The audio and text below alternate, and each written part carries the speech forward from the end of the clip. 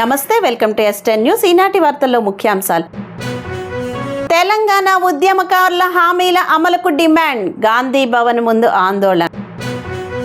Phone tapping కేసులో హరీష్ రావుపై కుట్ర, RS Praveen Kumar ఆరోపణ. వడ్ల కొనుగోలు వెంటనే ప్రారంభించాలన్న హరీష్ రావు, కలెక్టర్కు ఫోన్లో ఆదేశాలు. సికింద్రాబాద్లో ఘనంగా ప్రారంభమైన GHMC సమ్మర్ క్యాంప్. రిటైర్మెంట్ వేడుకలో భావోద్వేగానికి లోనైన CP సుధీర్ బాబు. తెలంగాణ ఉద్యమకారులకు ఇచ్చిన హామీలను వెంటనే అమలు చేసి న్యాయం చేయాలని డిమాండ్ చేస్తూ ఉద్యమకారులు హైదరాబాద్లోని కాంగ్రెస్ రాష్ట్ర కార్యాలయం గాంధీ భవన్ ముందు ఆందోళనకు దిగారు. పెద్ద ఎత్తున చేరుకున్న నిరసనకారులు తమ హామీలు అమలు చేయాలని నినాదాలు చేస్తూ ప్రభుత్వంపై ఆగ్రహం వ్యక్తం చేశారు. పరిస్థితి ఉద్రిక్తంగా మారడంతో అక్కడ మోహరించిన పోలీసులు ఆందోళనకారులను అడ్డుకొని పరిస్థితిని అదుపులోకి తీసుకొచ్చారు. హామీల అమలులో జాప్యం కొనసాగితే తమ పోరాటాన్ని మరింత ఉధృతం చేస్తామని ఉద్యమకారులు హెచ్చరించారు.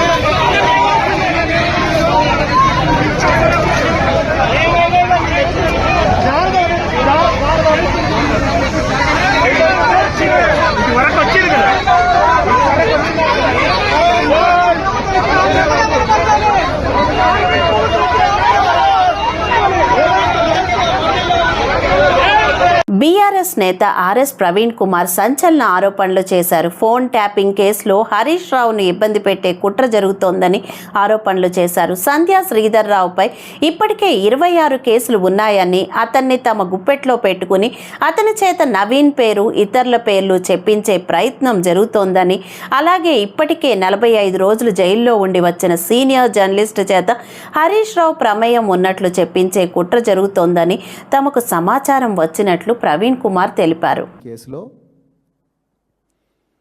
రాజకీయ నాయకుల మా పార్టీ దృష్టికి వచ్చింది. అది ప్రజల ముందర పెట్టాలని చెప్పేసి ఈరోజు మేమందరం కూడా మీడియా ముందుకు వచ్చాం. తెలంగాణ ప్రజలందరికీ కూడా తెలుసు, 2024లో మార్చి నెలలో పంజాగుట్ట పోలీస్ స్టేషన్లో ఒక పోలీస్ అధికారి ఇచ్చిన, అడిషనల్ SP ర్యాంకులో ఉండే పోలీస్ అధికారి ఇచ్చిన కంప్లైంట్ మేరకు ఈ టెలిఫోన్ ట్యాపింగ్ కేసు అనేది రిజిస్టర్ అయింది. అది పూర్తిగా సాంకేతిక ఆధారాలతో చేయాల్సిన ఇన్వెస్టిగేషన్, అంటే టెక్నికల్ ఎవిడెన్స్ బేస్ మీదనే చేయాల్సిన ఇన్వెస్టిగేషన్. ఇదేదో భూతద్దం పెట్టో లేకపోతే ఇంకా ప్రపంచంలో అత్యాధునిక నేర పరిశోధకులు ఎవరైతే ఉన్నారో వాళ్ళందరినీ తీసుకొచ్చి చేయాల్సినంత సీన్ ఈ కేసులో లేదు. మీకు అనుమానం వచ్చింది, మీరు ఇన్వెస్టిగేషన్ చేస్తారు, దానికంతా కూడా టెక్నికల్ ఎవిడెన్స్ ఉంది. నిజానికి మేము చాలా సార్లు కూడా ఇదే తెలంగాణ భవన్లో చట్టబద్ధంగా జరిగే ట్యాపింగ్ను నేరంగా చిత్రీకరిస్తున్నారు అనేది చాలాసార్లు కూడా మేము ఈ వేదిక చెప్పడం జరిగింది. దానికి మా మీద లీగల్ నోటీసులు కూడా మరి పోలీసు ఉన్నతాధికారులు ఇచ్చిండ్రు. 2024 మార్చిలో అయిన కేసు, దానికి ఒక స్పెషల్ ఇన్వెస్టిగేషన్ టీంను పెట్టిండ్రు. అదంతా కాదని మళ్ళీ 2025లో ఆ స్పెషల్ ఇన్వెస్టిగేషన్ టీం స్థానంలో రాజకీయ నాయకులు రావడం లేదని వాళ్ళని ఎట్లని చెప్పి కేసీఆర్ గారిని, హరీష్ రావు గారిని, కేటీఆర్ గారిని ఎమ్మెల్సీ నవీన్ కుమార్ను ఇంకా మిగతా అందరినీ కూడా మళ్ళీ ఇందులో ఎట్లయినా ఇరికించి వాళ్ళ మీద ఛార్జ్షీట్ ఫైల్ చేసి వాళ్ళని జైలుకు పంపించాలి అన్న కుట్రతోని మళ్ళీ రెండవ స్పెషల్ ఇన్వెస్టిగేషన్ టీము పెట్టిండ్రు. ఈ భారతదేశ చరిత్రలో ఒక ఇన్వెస్టిగేషన్ టీము పెట్టి మళ్ళా రెండవ ఇన్వెస్టిగేషన్ టీము మళ్ళీ పెట్టి ఇంతవరకు కూడా ఏమీ చేయకుండా ఉన్న ఇది డిపార్ట్మెంట్ ఏదైనా అంటే మరి తెలంగాణ పోలీస్ డిపార్ట్మెంట్, అది కూడా మరి దానికి హోంమంత్రి ముఖ్యమంత్రి రేవంత్ రెడ్డి గారే చేస్తూ ఉన్నారు. మరి అంత ఘనమైన నేరం ఏం చేసింది ఇక్కడ? మళ్ళీ చెప్తున్నాం, ఇది చట్టబద్ధంగా Indian telegraph act 1885 rule 5 section 5 ప్రకారమే జరిగింది. ఇది దేశ భద్రత కోసం ఏ రాష్ట్రమైనా ఏ కేంద్ర ప్రభుత్వమైనా ఏ పార్టీ అధికారంలో ఉన్నా కూడా ఈ ట్యాపింగ్ అనేది జరుగుతూనే ఉంటుంది. దాంట్లో ఎవ్వరికి కూడా అనుమానం ఉండాల్సిన అవసరం లేదు. అది అందరూ ఒప్పుకుంటున్నారు. సాక్షాత్తు ఇప్పుడున్న ముఖ్యమంత్రి రేవంత్ రెడ్డి గారు కూడా ఢిల్లీలో చాలా స్పష్టంగా చెప్పిండ్రు, ట్యాపింగ్ అన్ని ప్రభుత్వాలు చేస్తాయి. మరి ట్యాపింగ్ అన్ని ప్రభుత్వాలు చేస్తాయన్నప్పుడు ఈ మార్చి 2024లో పంజాగుట్ట పొల్యూషన్లో ఎందుకు పెట్టిండ్రు కేసు? ఓకే, ఈ ట్యాపింగ్ చేసిన అధికారులు ఒకవేళ అక్రమంగా తమ వ్యక్తిగత ప్రయోజనాల కోసం వాడుకొని ఉంటే అది నేరం అయితే దాన్ని మీరు ఇన్వెస్టిగేట్ చేయండి. అది మేము కూడా, మాకు అభ్యంతరాలు లేవు. చట్ట ప్రకారం మీరు పోలీస్ అధికారులు మీరు ఇన్వెస్టిగేట్ చేయాలి, దానికి absolutely we have no problem. కానీ లేని ఎవిడెన్స్ను తీసుకొచ్చి ఎవిడెన్స్ను ఫ్యాబ్రికేట్ చేయించి రాజకీయ నాయకుల పేర్లు ఇందులో ఇరికించాలని చూడడం మాత్రం ఇది చట్ట వ్యతిరేకం, మోరల్గా కరెక్ట్ కాదు అనే నేను పోలీస్ అధికారులకు సిట్ అధికారులకు విజ్ఞప్తి చేస్తున్నా. రేవంత్ రెడ్డి గారు ఇచ్చే అక్రమ ఆదేశాలను దయచేసి పాటించకండి. రేపొద్దున మీ మెడకు చుట్టుకునే ప్రమాదం ఉన్నది. 350 మంది సాక్షులను విచారించారు మీరు. 350 మంది సాక్షులను విచారించి ఇప్పటి వరకు కూడా మీరు ఛార్జ్షీట్ ఫైల్ చేయలేదు. మీరు A1 అంటున్న ఒక అత్యున్నత పోలీస్ అధికారి T Prabhakar Rao, doctor T Prabhakar Rao గారికి సుప్రీంకోర్టులో ఊరట కలిగింది. గౌరవ సుప్రీంకోర్టే మీరందరూ ఎన్ని కోట్ల రూపాయలు వెచ్చించి ఆయన బెయిల్ని అడ్డుకోవాలనే ప్రయత్నం చేసినా దాదాపు 18 రోజులు ఒక ఐపీఎస్ అధికారిని కరడుగట్టిన నేరస్తుడిలాగా, ఒక ఘోరమైన దొంగలను కూడా ఆ విధంగా ట్రీట్ చేయరు. ఒక కరడుగట్టిన నేరస్తుడిలాగా జూబ్లీ హిల్స్ పోలీస్ స్టేషన్లో 18 రోజులు ఆయనను భూమి మీద పడుకోబెట్టి, నేల మీద పడుకోబెట్టి మీరు టార్చర్ చేసినా మీరు రేవంత్ రెడ్డి ఏం చెప్పిండ్రో అది మీ ఎక్కడ దొరకలేదు. రేవంత్ రెడ్డి గారు ఏమన్నారు, ఎట్లనే చేసి కేసీఆర్ పేరు ఇలా రావాలి, ఎట్లనే చేసి హరీష్ రావు పేరు రావాలి, ఎట్లనే చేసి కేటీఆర్ పేరు రావాలి అనే ఆదేశాలు ఏవైతే ఇచ్చినా మీరు ఇంతమందిని టార్చర్ చేసినా మీరు కనుక్కోలేకపోయినరు. కానీ ఇప్పుడు మా దృష్టికి వస్తున్న కొత్త విషయం ఏంటయ్యా అంటే, మీరు ఏమైనా చేసి కేసీఆర్ గారి పేరు, హరీష్ రావు గారి పేరు, కేటీఆర్ గారి పేరు తిమ్మిని బమ్మిని చేసి ఏదైనా చేసి మళ్ళీ వాళ్ళ పేర్లు ఛార్జ్షీట్లో పెట్టాలి అని చెప్పి మీరు శతవిధాల ప్రయత్నం చేస్తున్నట్టుగా మా దృష్టికి వచ్చినాయి. మీరు ఇంతకుముందే నేను ఈ వేదిక మీద చెప్పిన, మళ్ళీ చెప్తున్నా, సంధ్యా శ్రీధర్ రావు అనే దాదాపుగా ఈ సంధ్యా శ్రీధర్ రావు మీద దాదాపుగా 26 క్రిమినల్ కేసులు ఉన్నాయి. 26 కేసులు. ఈయన పేరు సరణాల శ్రీధర్ రావు అలియా సంధ్రా శ్రీధర్ రావు. ఈయన మీద 26 కేసులు ఉన్నాయి హైదరాబాదు నగరంలో. అదేవిధంగా ఢిల్లీలో కూడా ఎయిర్పోర్ట్లో ఇతన్ని డిటైన్ చేసిండ్రు. అన్ని చీటింగ్ కేసులు, ట్రెస్పాస్ కేసులు, మొత్తం ఎక్కడెక్కడైతే భూమి దొరుకుతుందో ఈ హైదరాబాద్ మహానగరంలో అక్కడ సంధ్యా శ్రీధర్ రావు ఉంటాడు. అందుకొరకు ఆయన మీద మీరు 26 కేసులు పెట్టిండ్రు. పీడీ యాక్ట్లో ఇతను జైలుకు పోవాల్సిన వ్యక్తిని. ఇలాంటి సంధ్యా శ్రీధర్ రావును పట్టుకొని మీరు అతనిని మీ కబ్జాలోకి తీసుకొని అతనిని బలవంతంగా ఎమ్మెల్సీ నవీన్ కుమార్ పేరు చెప్పించి, అదేవిధంగా మళ్ళీ ఎమ్మెల్సీ నవీన్ కుమార్ పేరు మాత్రమే కాదు ఇంకా ఎవరెవరి పేర్లో మీరు ఇందులో పెట్టే ప్రయత్నం మీరు చేస్తున్నారనేది చాలా క్లియర్గా మాకు తెలుస్తూ ఉన్నది. అదేవిధంగా ఈ కేసులో ఒక సీనియర్ జర్నలిస్టును కూడా మీరు ఇరికిచ్చిన అతన్ని ఒక అక్రమ కేసులో, ట్యాపింగ్ కేసులో ఆయనకు సుప్రీంకోర్టులో యాంటిసిపేట్ యాంటిసిపేటరీ బెయిల్ అంటే ముందస్తు బెయిల్ వస్తుందన్న భయంతో మీరు ఆయన మీద ఒక అక్రమ కేసు పెట్టి ఆ అక్రమ కేసులో ఆయనను 45 రోజులు జైల్లో పెట్టి ఇప్పుడు మళ్ళీ ఆయనతోనే హరీష్ రావు గారి పేరు చెప్తావా లేకపోతే నీ బెయిల్ క్యాన్సిల్ చేయించాలనా అని చెప్పి మీరు ఆయన భయపెట్టిస్తున్నట్టుగా కూడా మా దృష్టికి వచ్చింది. తెలంగాణ ప్రజలందరూ కూడా గమనించిండ్రు, చూసిండ్రు మీరు చేసిన దౌర్జన్యాన్ని, దుర్మార్గాన్ని. అమానవీయంగా తెలంగాణ తొలి ముఖ్యమంత్రి, నవ తెలంగాణ నిర్మాత, తెలంగాణ సాధకులైన కేసీఆర్ గారిని ఆయన స్వగృహం ఇప్పుడు ఎక్కడైతే మర్కుక్ మండలంలో ఎర్రవెల్లి గ్రామంలో ఉంటున్న స్వగృహంలో విచారించకుండా దుర్మార్గంగా నందినగర్లో గోడల మీద నోటీసులు పేస్ట్ చేసి వారు ఏ ఇంట్లో అయితే తెలంగాణ కోసం రాత్రింబవళ్ళు అన్నం తినకుండా ఎంతోమంది మేధావులతోని ఉద్యమకారులతోని మరి చర్చలు జరిపి తెలంగాణ పోరాటానికి రూపకల్పన చేసినరో అదే ఇంట్లో మీరు ఎంతో ఘోరంగా ఆయనను దోషిగా ముద్ర వేసి ఆయన్ను మీరు ఎగ్జామిన్ చేసిండ్రు పోలీస్ ఆఫీసర్ రేవంత్ రెడ్డి అక్రమ ఆదేశాల మేరకు. అదేవిధంగా హరీష్ రావు గారిని అలాగే చేసిండ్రు, కేటీఆర్ గారిని అలాగే చేసిండ్రు, ఇంకా ఎంతోమంది సీనియర్ నాయకులను ఆ విధంగా చేసిండ్రు. ఇవన్నీ కూడా తెలంగాణ ప్రజలు గమనిస్తున్నారు. సిద్దిపేట జిల్లా కలెక్టర్తో ఫోన్లో మాట్లాడిన హరీష్ రావు వడ్ల కొనుగోలు గ్రామాల వారీగా చేపట్టాలన్నారు.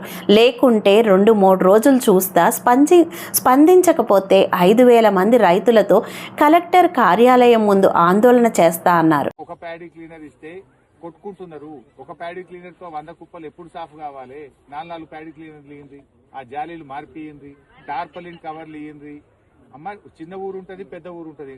ఒక ఊరికి ఏరియా పెద్దది ఉంటుంది. ఇప్పుడు నారాయణరావుపేట మండల హెడ్ క్వార్టర్, నేను నారాయణరావుపేటలో ఉన్నా. దీనికి 4 ఇచ్చినా తక్కువనే జల్లెళ్ళు, 2 ఇస్తే ఎక్కడ అందుతాయి? ఆ జల్లెల్లో కూడా ఒక జాలి పనిచేస్తలేదు.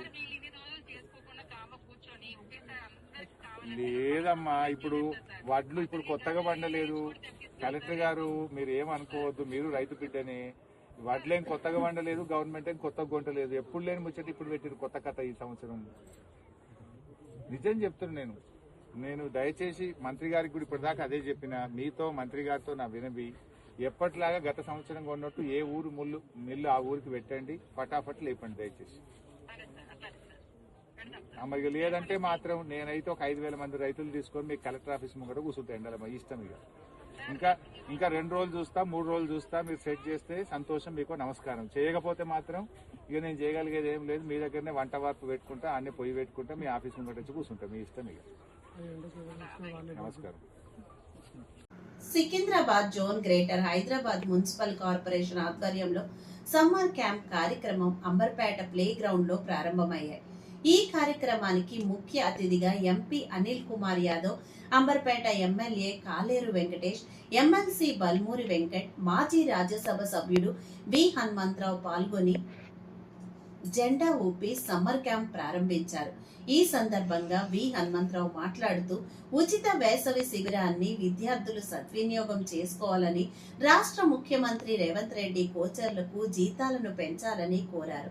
తెలంగాణ రాష్ట్రంలో కాంగ్రెస్ ప్రభుత్వం ఏర్పడిన తర్వాత ముఖ్యమంత్రి రేవంత్ రెడ్డి క్రీడలకు మొదటి ప్రాధాన్యత ఇచ్చి క్రీడాకారులను ప్రోత్సహిస్తున్నారని అన్నారు. సికింద్రాబాద్ డివిజన్ లో ఉన్నటువంటి ఎన్ని స్పోర్ట్స్ కాంప్లెక్స్ ఉన్నాయో వారందరూ కూడా ఇక్కడికి వచ్చారు. వారి కోచ్లకు వారి తరఫున అందరికీ నా హృదయపూర్వక ధన్యవాదాలు. ముఖ్యంగా ఈ కోచింగ్ క్యాంప్ ఇప్పుడు ఒక స్పెషల్ ఉద్దేశం ఏమిటంటే కొత్తగా నేర్చుకున్నటువంటి స్పోర్ట్స్ పిల్లలకు ఒక అవకాశం. ఎందుకంటే స్కూల్ ఉన్నాయి, కాలేజీలు ఉన్నాయి. ఈ నెల 2 నెలలు 1 మంత్ పిల్లలు ఆడుకుంటే వారికి ఫ్యూచర్ లో ఆడుకోవాలని ఆలోచన చేస్తున్నారు. నేను ఇప్పుడు చూసినటువంటి డిసిప్లిన్ చూస్తే అన్నిటికంటే ప్రాధాన్యత కరాటే.